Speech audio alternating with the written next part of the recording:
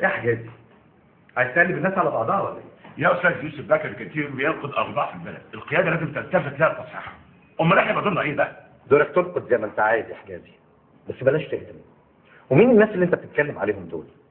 وايه الراجل ابو نضاره سودا ده؟ تقصد ايه يا حجازي؟ طب ما انا شبهه، لابس بدله بكرافات وبركب عربيه، وفي ناس في الاتحاد الاشتراكي وموظفين مهمين في الدوله شبه اللي انت بتتكلم عنهم.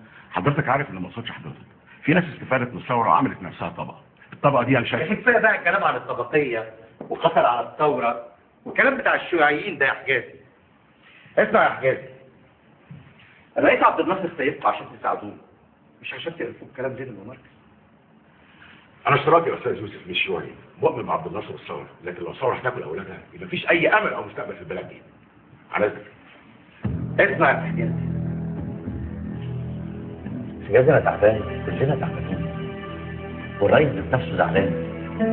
هو ما قالش حجازي يبطل نفسه، كل اللي قاله انه يخف شويه، وأظن الكلام واضح.